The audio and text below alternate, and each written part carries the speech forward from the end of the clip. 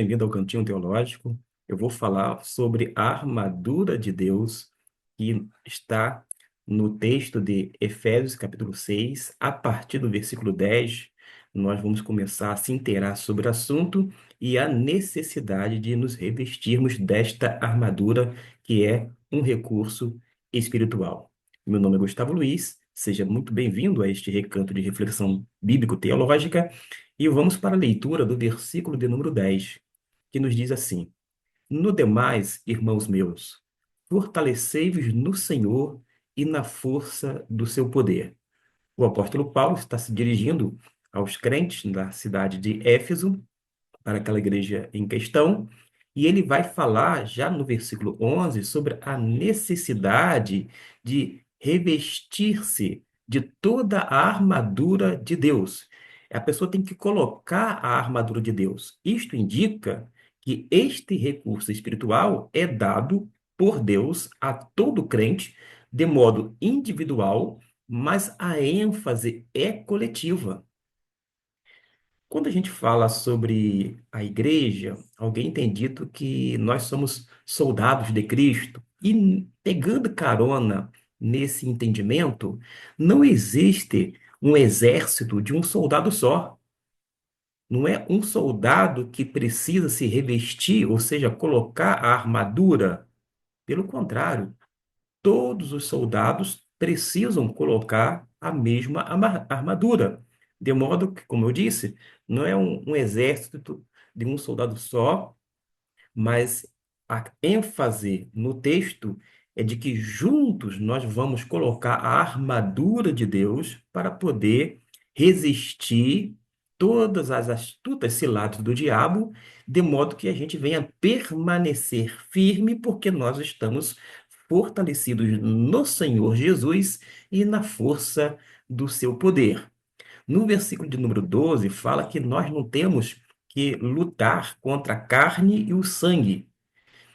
Naturalmente que a nossa luta não são contra as pessoas. E quando nós miramos as pessoas, tentamos atingi-las com comentários, tentando, quem sabe, desmoralizá-las e etc e tal, a gente está literalmente perdendo tempo. A gente está fazendo o contrário daquilo que a Bíblia diz, porque categoricamente nós não lutamos contra as pessoas. Sequer lutamos contra as pessoas que pensam diferente da gente. A gente luta, diante de um sistema corrompido pelo pecado, cujo pecado, inclusive, está habitando dentro de cada um de nós. Porque a carne, que é esta natureza pecaminosa, permanece mesmo após a conversão, quando há aquela centelha divina e nós nos tornamos nova criatura em Cristo Jesus, passamos a ter uma inclinação para as coisas espirituais, por isso andamos em novidade de vida, mas ainda assim a velha natureza ou esta natureza pecaminosa continua habitando dentro da gente.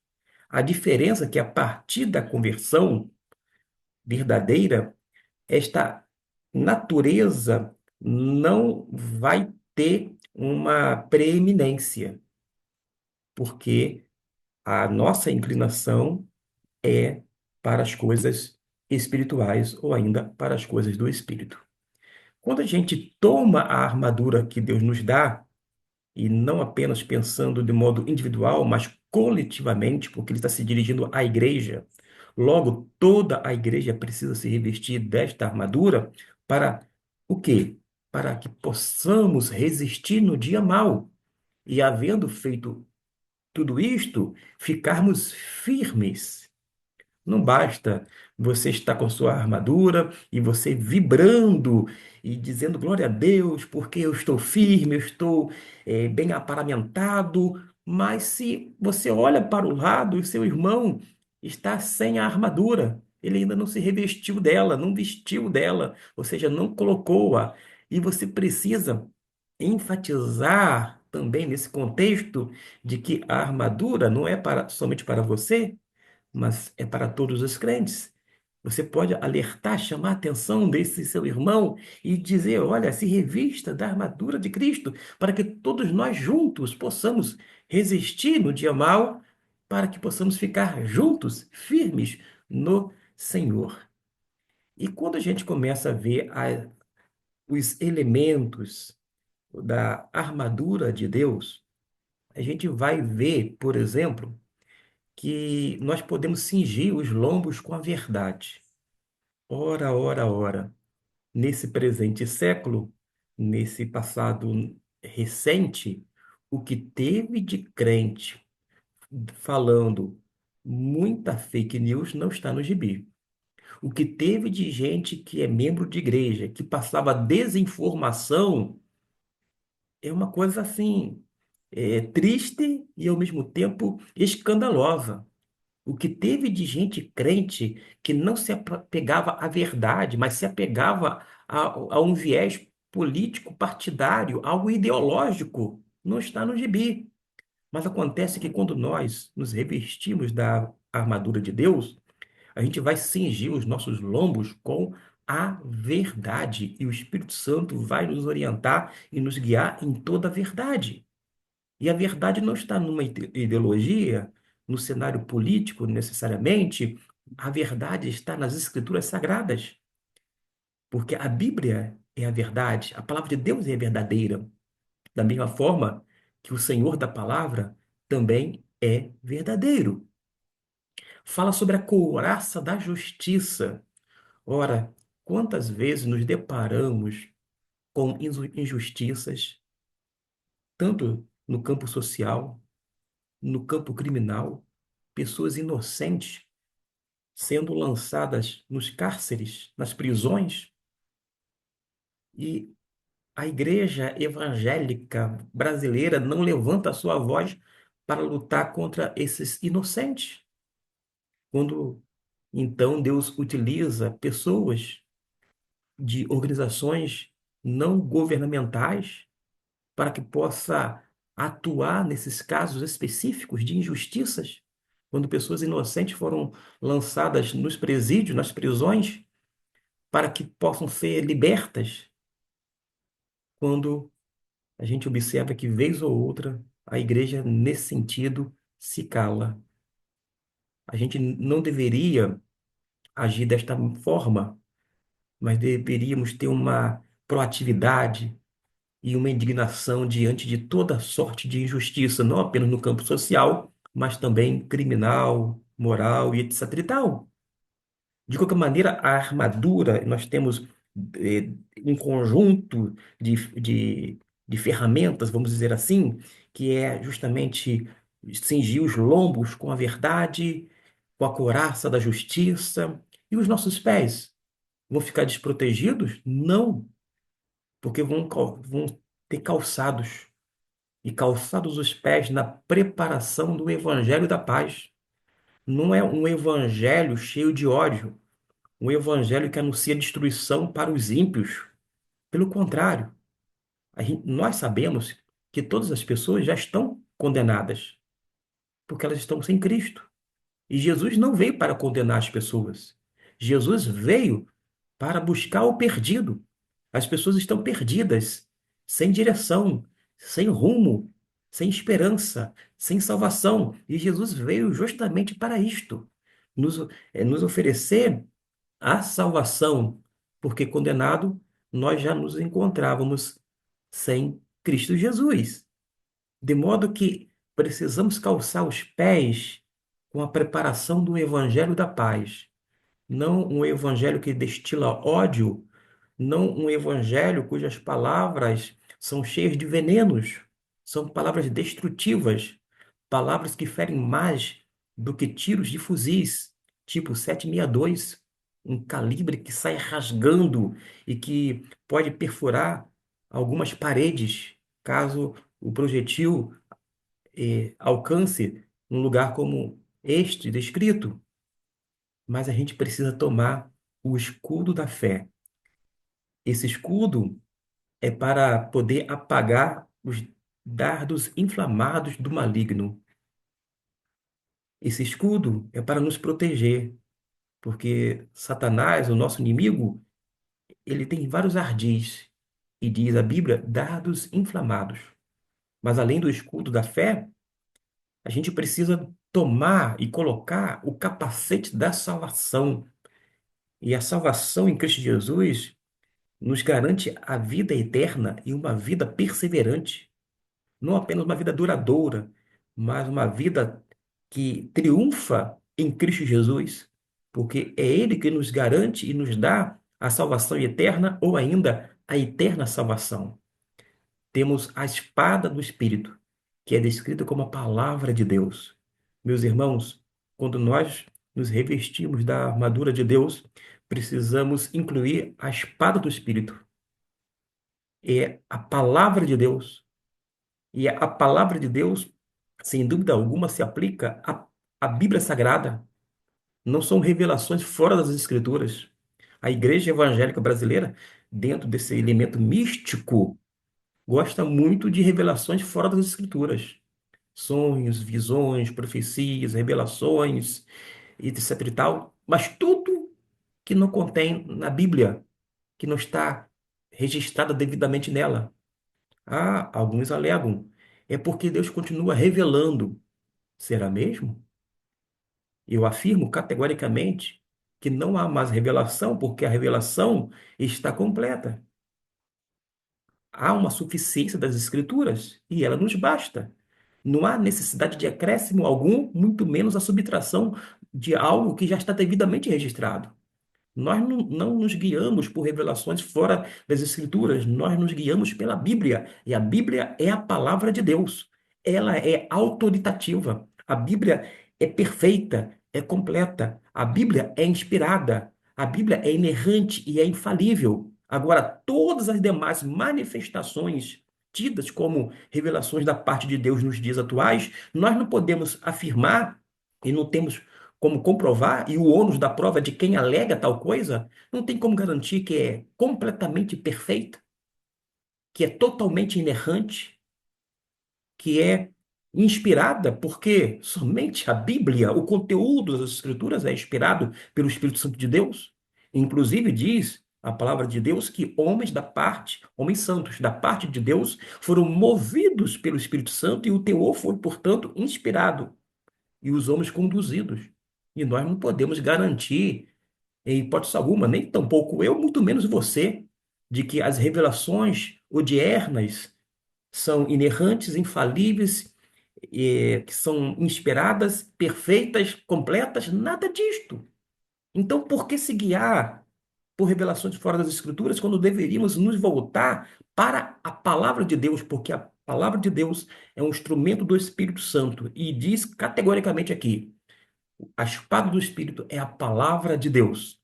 Eu disse agora há pouco que Deus não se revela mais, e de fato, porque tudo aquilo que ele julgou necessário, ele já fez através do registro, conforme nós temos no primeiro e o segundo testamento, uma alusão ao antigo e ao novo.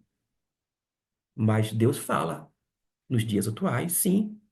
Deus nos fala pela sua bendita palavra, palavra santa.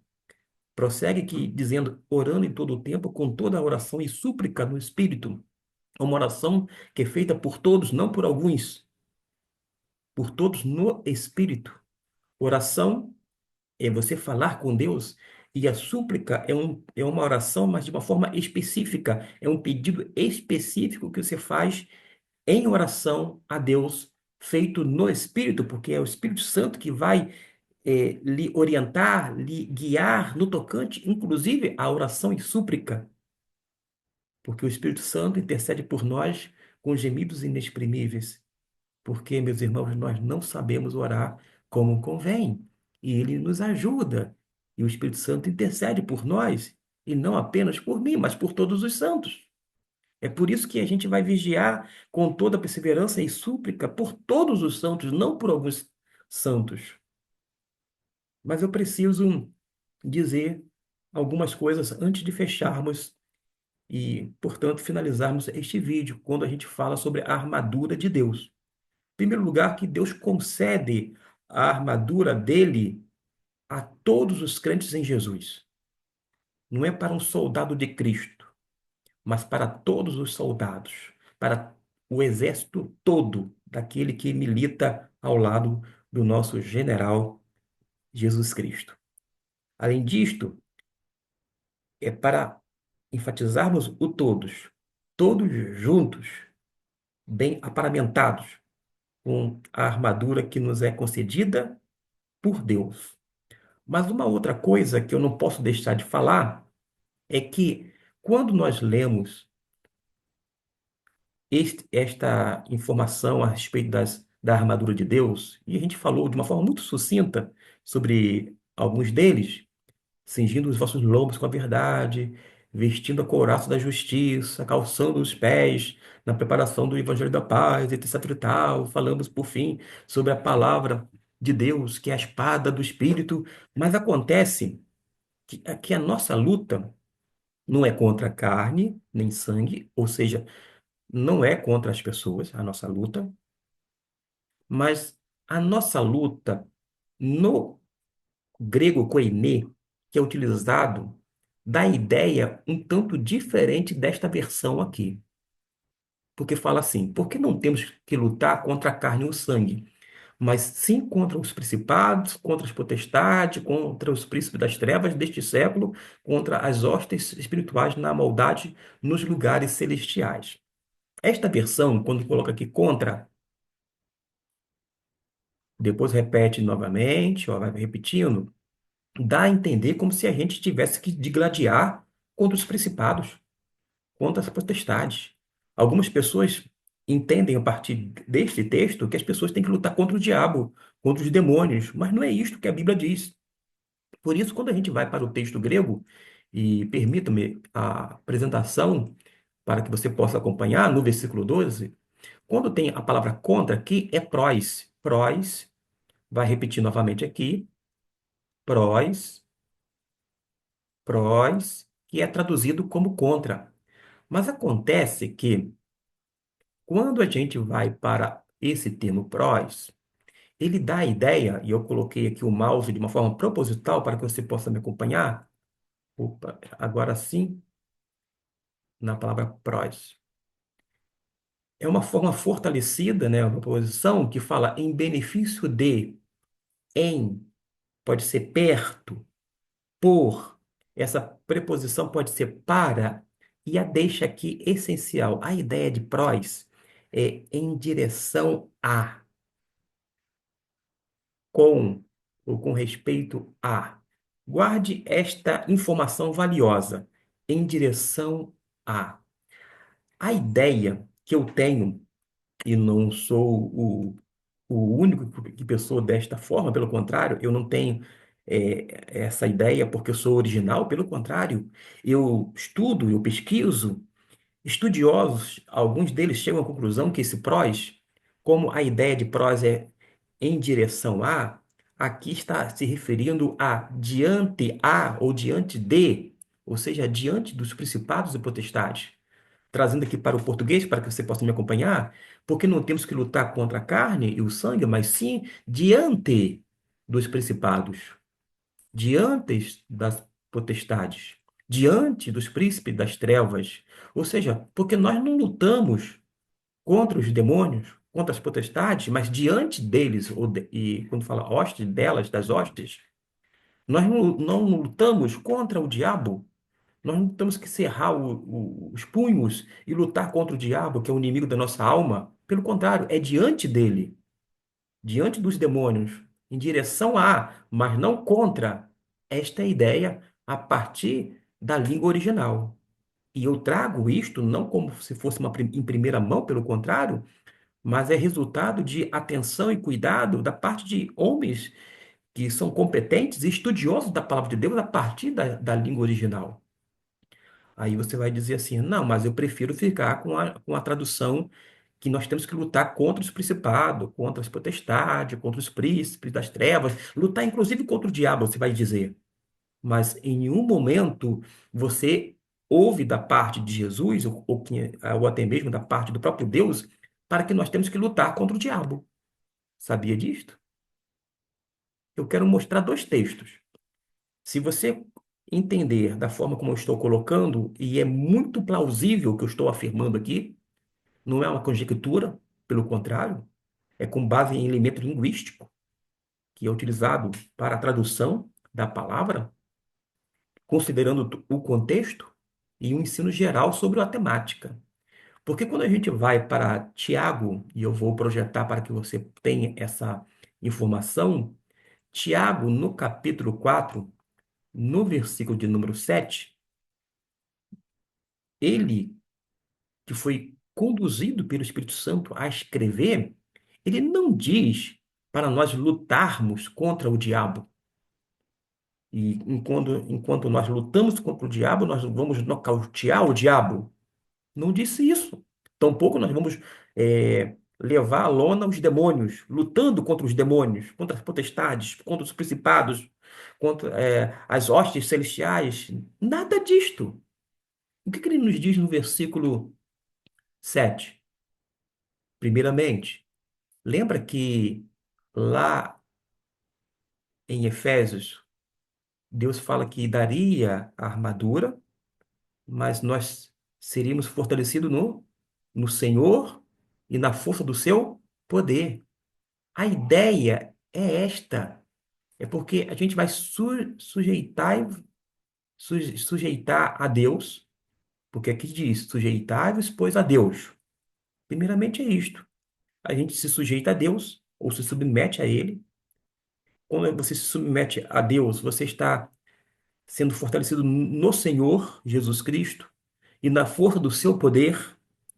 Depois você não luta contra o diabo, pelo contrário, não diz o texto que você vai lutar contra o diabo, que você vai gladiar contra o diabo, pelo contrário, diz que você vai resistir ao diabo. E é isto que eu chamo a atenção, resistir ao diabo. E o que acontece?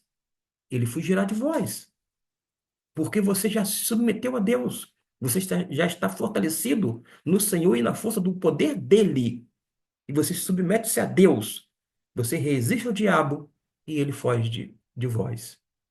Não há luta contra o diabo, contra os demônios, mas a ideia, repito, a partir da preposição prós, dentro do contexto, é de que nós não lutamos contra os principados, potestades, as hostes celestiais, nada disto.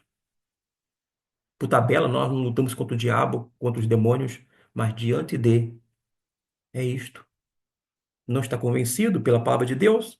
Permita-me, então, um outro texto, não mais pelo meu irmão de Jesus, porque Tiago, este aqui que escreveu, era filho de Maria, ele se converteu após a ressurreição de Cristo, mas na carta de Pedro, o apóstolo do Senhor Jesus Cristo, nós temos no capítulo 5 uma informação valiosíssima a respeito dessa temática.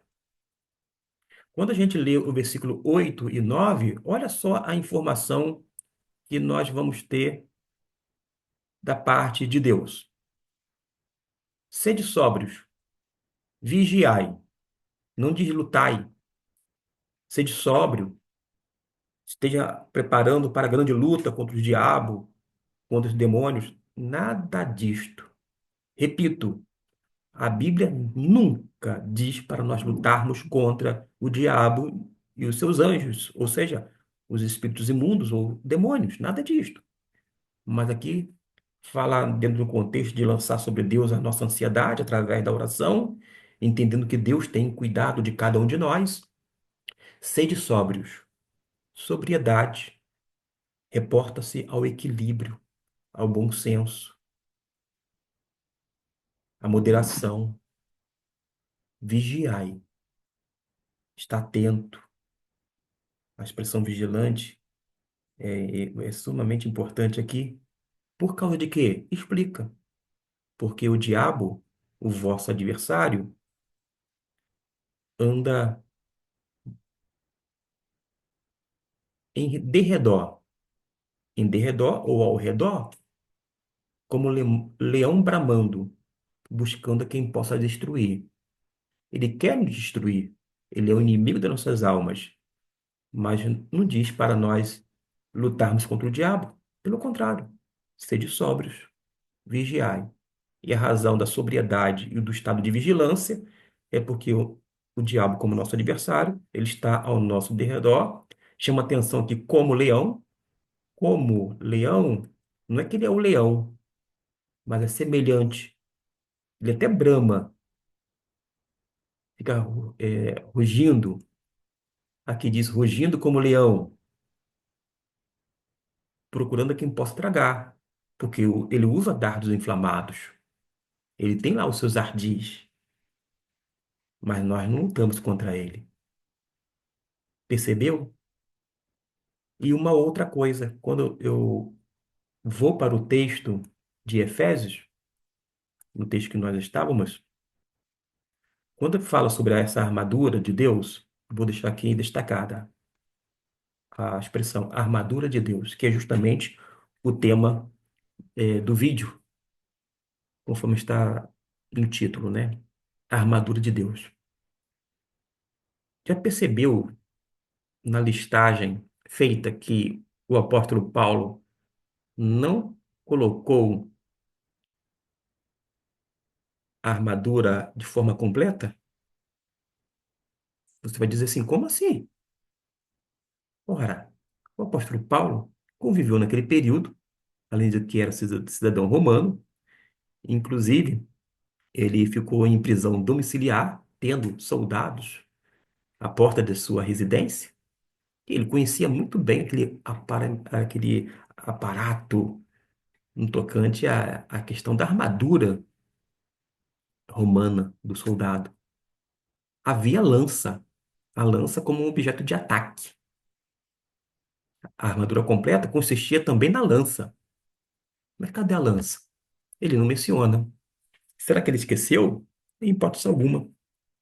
Porque a armadura de Deus aqui, meus irmãos, o conjunto dela não visa o ataque, mas sim a defesa. Você se submete a Deus, se fortalece no poder de Deus, você fica sóbrio e vigilante, você resiste o diabo, você age desta maneira e não luta contra ele, muito menos com os demônios, tampouco contra as potestades, mas diante delas e não contra elas. E a gente observa que esta armadura dada por Deus a toda a igreja não é para o ataque, sim para a defesa. E quem sabe aqueles mais apressadinhos, existem pessoas afoitas no nosso meio, eu já fui muito afoito, tá? Eu digo isto porque eu queria mostrar que eu sabia, que eu estava certo, mas aqui, ó, você não viu não que, porque quando fala sobre a espada do Espírito que é a palavra de Deus, deixei aqui destacado, que está no versículo 17, ó, a espada do Espírito que é a palavra de Deus. Quando a gente vai para o texto grego, veja bem, essa, essa terminologia,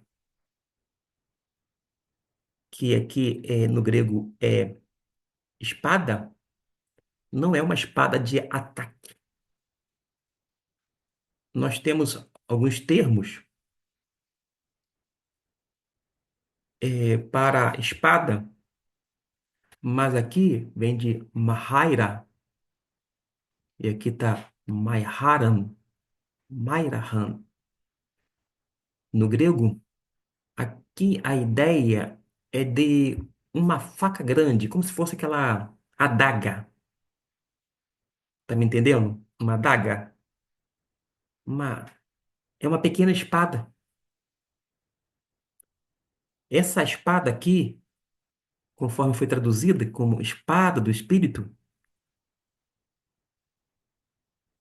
não é um instrumento de luta, de combate, e sim de defesa. É isso mesmo. Existem outros dois termos para espada, inclusive a espada maior, a espada que o exército romano também utilizava, porque havia essa espécie de espada menor, que seria uma adaga, uma faca grande, vamos dizer assim, que era colocada, que servia para a defesa. Mas havia também aquele outro utensílio, que era a espada maior, e por sua vez, a lança, para completar a armadura do soldado romano. Não foi à toa que o apóstolo Paulo menciona a espada, mas se referindo àquela a espada de defesa. Por isso, uma vez mais, digo de todo o coração, convicto a partir das Escrituras Sagradas, de que a armadura de Deus, esse conjunto, não é para lutar contra nada, nem ninguém nesse sentido, mas é para resistir, é para a gente andar de maneira sóbria, vigilante, sempre fortalecido no Senhor e na força do poder de Deus. Espero que tenham gostado sobre a armadura de Deus. Qualquer dúvida, pode deixar aqui no comentário. Quando não, você pode sugerir textos bíblicos ou ainda temas para que a gente venha abordar em tempo hábil. Fique com Deus e até o nosso próximo vídeo.